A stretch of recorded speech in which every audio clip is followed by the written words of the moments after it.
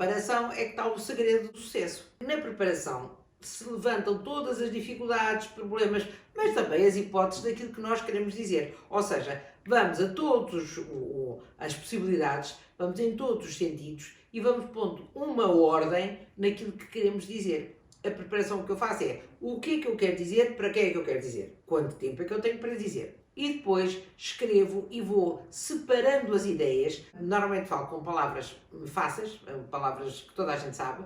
Faço frases curtas, ou seja, se tivesse a escrever seria sempre pontos finais, e para dividir bem as ideias.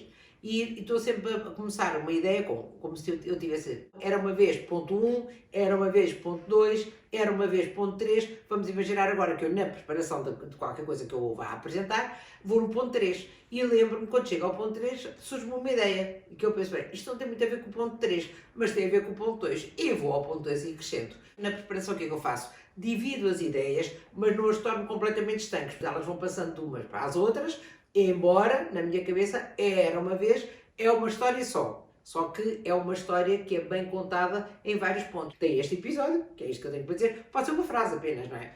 Depois tem esta explicação, podem ser 2 frases, 10, 40, não interessa. Depois tem mais esta história e na preparação eu vou descobrindo como é que eu vou dividir e como é que eu vou contar a minha história. Por exemplo, uma história para infantil ou uma anedota também. Se for mal contada, se for a anedota não tem graça, perde a graça. Quantas pessoas vão todas emprenhadas e chegam ali e dizem, eu não sei contar uma anedota. Porquê? Porque não sabem ordenar a anedota de forma a deixar para o final a parte que faz rir. Se contar o final antes do fim, ninguém se vai rir. Uma história infantil também tem uma moral da história. A moral da história tem que vir de toda a história bem contada. Ponto 1, ponto 2, ponto 3.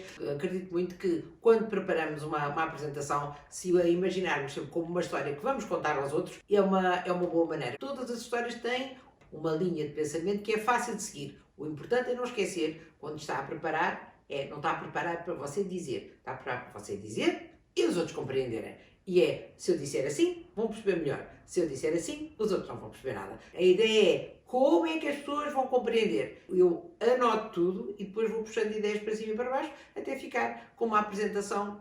Se for uma palestra, é uma coisa mais longa, dividir em ideias e cada ideia tem um ponto, 1, 2, 3, 4, depende muito do que for. Mas até pode ser uma entrada de 5 minutos ou de 10 minutos e na mesma tem os mesmos pontos. É importante dizer isto, é importante dizer aquilo, é importante dizer aquilo. Olha, isto até ficava melhor no fim e troco. Por isso é que eu acho que a preparação, seja ela só falada, pode-se escrever, é indiferente, mas quando olharmos para uma apresentação, viajar na apresentação como se ela já estivesse a acontecer, dá-me imensa segurança quando estou num palco ou quando estou a fazer um vídeo, conseguir pôr as ideias todas seguidas, porque aquilo parece-me a tal história e porque eu tenho a certeza que as pessoas a estão a seguir e vão ponto por ponto. Portanto, experimente. Era uma vez uma ideia, era uma vez outra ideia. E é uma boa forma de preparação e divertida. E as outras pessoas vão perceber.